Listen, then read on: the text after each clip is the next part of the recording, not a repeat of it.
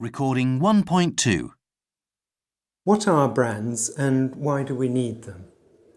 Well, brands are all about trust. You know what a brand is about, what it means, what it's going to deliver, and you actually trust it to deliver time and time again. So in a world of endless choice, a brand can give you something to fix on. It's a kind of beacon in the darkness. So you know that Coca-Cola will taste exactly the same wherever you are in the world. You can argue that we don't need brands, that we'd all be better off in a world where nothing is branded and we all wear blue overalls and buy oats out of sacks and have no choice over who we bank with or what TV channels we watch. And I think one thing about brands is they add a lot of colour and enjoyment and fun, as well as giving you the power to choose things. Recording 1.5. OK, we all agree we want to increase our revenue by licensing our Luc Fontaine product range. As you know, Susan Lee, one of our contacts in Hong Kong, is very interested. Alain, how do you feel about this? Is she the right person for us?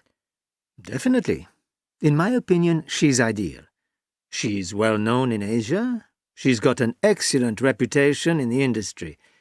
She's got a modern factory and a large customer base.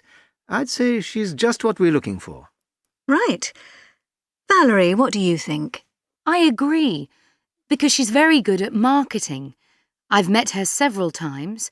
She'll work 24 hours a day to get a sale, just the sort of person we want. Barbara, you're shaking your head. What's your opinion? I'm afraid I can't agree. I don't think she's suitable at all. Oh. All her products sell at the lower end of the market. They're in the cheaper price ranges. But our Luc Fontaine range is exclusive. The male and female perfumes are for people who don't mind spending a lot of money to look good. They're not a good match for what she's selling. So what do you suggest then? I think we should find someone else. I do have someone in mind. I met Hiroshi Takahashi recently. He's based in Nagoya. His healthcare company is doing really well. He makes various skin products and sells them under well-known European labels. In my opinion, his company has a lot to offer. Why don't we meet him and see if he's interested? Recording 2.3. What are the main priorities for business travellers today? The first thing I'd say is the need for good organisation, for someone to organise everything for you. Air tickets, of course, transport to and from the airport, accommodation. It's really important to have that support. And the second thing I'd say relates to the airline that you choose or the cost of the flights. I think it's important to balance cost concerns with the need for comfort for the business traveller. So on a short-haul flight into Europe, perhaps cost is the main factor, looking for a cheap ticket. Whereas travelling to a different continent, it's important to look more at the comfort factor, plenty of space and sleep, the ability to sleep on the flight. So cost comfort's important. And then thirdly, I think for the business traveller, it's a big advantage if you can be very patient because there are often delays. And also, it's important to be able to work in the airport. It is sort of an extension of your office when you're travelling a lot. So if you're in a business lounge, that's okay. But it's also important to be able to work in an economy class, general airport, I think. So it helps to be very patient.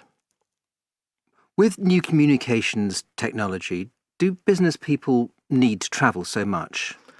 Yes, I think they probably do. Particularly, I think it's particularly important to establish good face-to-face relations with colleagues or with customers. Perhaps after the first meeting, you can continue your relationship by telephone and by internet. But I think, yes, from a PR perspective and contact with customers, I think business travel will continue to be as important as it is now. Recording 2.4. What are the best travel experiences you've had? Oh, lots. It's particularly good when you get a great hotel with beautiful towels and beautiful bathrooms and nice soft bed and good sports facilities, things like that. That's always a luxury.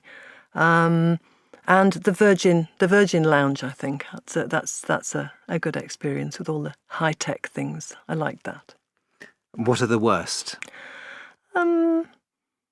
Probably related to bad accommodation, but probably more, I think, to do with those things out of your control. Just to choose one example, it would be a flight back from the US, which was delayed and delayed and delayed and finally cancelled. And we all slept on the floor of the airport with no information, and Recording it was very hard on the 2.6. floor.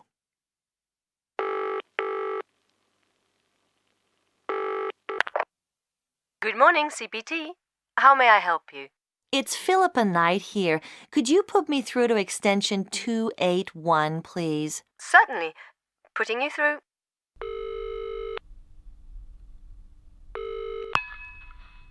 Hello, Maria Bonetti speaking. Hello, Maria. It's Philippa Knight from the Fashion Group in New York. Hi, Philippa. How are things? Fine, thanks. I'm calling because I'll be in London next week, and I'd like to make an appointment to see you. I want to tell you about our new collection. Great. What day would suit you? I'm fairly free next week, I think. How about Wednesday in the afternoon? Could you make it then?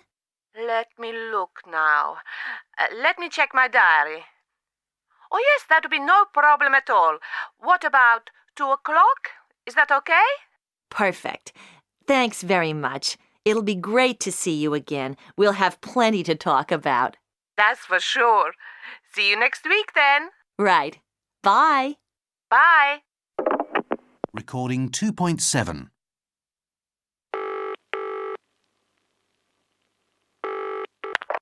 Good morning, CPT. How may I help you? I'd like to speak to Maria Bonetti, extension 281, please. Thank you. Who's calling, please?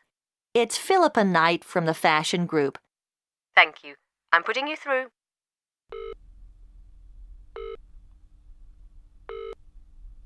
Hello. I'm afraid she's engaged at the moment. Will you hold, or can I take a message? I'll leave a message, please. The thing is, I should be meeting Ms. Bonetti at 2 p.m., but something's come up. My plane was delayed, and I've got to reschedule my appointments. If possible, I'd like to meet her tomorrow, preferably in the morning. Could she call me back here at the hotel, please? Certainly. What's the number, please? It's 020-7585-3814. I'll be leaving the hotel soon, so if she can't call me back within, say, within the next quarter of an hour, I'll call her again this morning. Is that okay? Right. I've got that. I'll make sure she gets the message. Thanks for your help. Goodbye. Goodbye. Recording 3.5. Hello, Marcus. Nice to see you again. Hi, Louise. How are you? Fine, thanks. I haven't seen you for ages. We last met at the Frankfurt Fair, didn't we? How's everything going? Pretty well at the moment. I'm still in the same department, and I got promoted last year, so I'm now head of data processing. I'm in charge of about 30 people. Fantastic. How about you? Are you still in accounts? Actually, no. I changed my job last year. I'm in marketing now. I'm really enjoying it. That's good. Yes, but the big news is, Marcus, I got married last year. Really? That's great. Well, congratulations. Anyone I know? Recording 3.6. Hi, my name's Don Larson. Pleased to meet you. I'm Erika Koenig. Which part of the group do you work for? I've just joined MCB. We provide financial services. How about you? I work for AtSource Solutions. I don't know much about AtSource Solutions. What sort of projects do you work on? Well, we're basically an outsourcing business. We supply large companies with various services, including payroll, IT services, and human resources. Is AtSource Solutions a new company? No, we're well established. The company was founded in 1978. It's organised into 3 divisions. We have over 6,000 employees. We've got our headquarters in Frankfurt and offices in over 20 countries. We're pretty big. Recording 3.7. Heinz, I'd like you to meet Miriam. She's on a work placement here. She'll be with us for the next 3 months. Nice to meet you, Heinz. It's a pleasure. Miriam speaks fluent Italian, so she could be very useful when you're dealing with our Italian customers. Also, she's very keen on skiing, so you two should have something in common. Oh, that's interesting. Have a seat, Miriam. Would you like a drink? Recording 4.3. Can we move on to the next point? The Open Plan Office. Nancy, would you like to begin? I like the idea. It's good for communication. People see each other at the office. It's good for team spirit too. There's more interaction between people, and people work harder when they're on display.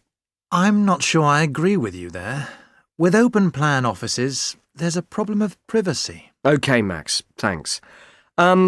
Stefan, what do you think? I agree with Max about privacy. What if you want to have a private conversation or make a private phone call? Well, I suggest we use meeting rooms for private conversations or calls. Meeting rooms? Yes, that's true. I suppose... Could I just say something? I don't think it works. Let Stefan finish, please, Max. Well, I'm not happy about it. I don't think we should have a vote about it now. I mean, I think we need a report or an extra survey done about this. How do you mean, an extra survey? Are you saying we need to bring in a consultant? No, I was thinking of someone inside the company. OK. I think a report is probably better. I propose that someone prepares a report on the open plan idea by, say, the end of the month. Is everyone agreed? Yes, fine. Right. Right. Can we move on to the next item on the agenda? Hot desking. Max. Frankly, I was shocked to see the proposal about hot desking. I don't think it's a good idea at all. It will upset people, and it just won't work. OK. How do you feel about it, Nancy?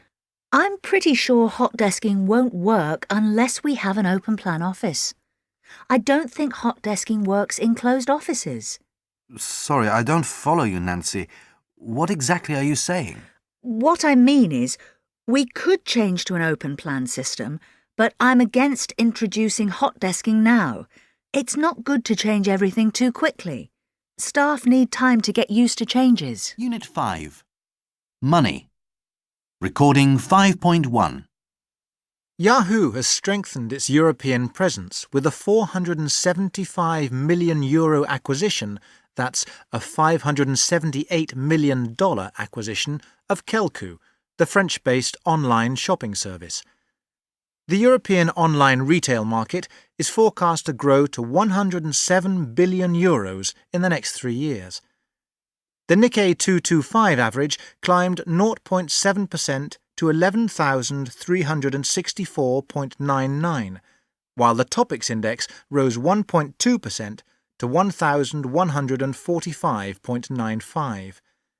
Banking shares benefited most, with Mizuho jumping 5.6% to 437,000 yen, SMFG rising 4.7% to 752,000 yen, MTFG gaining 7.9% to close at 1,050,000 yen, and UFJ up 4.2% to 646,000 yen.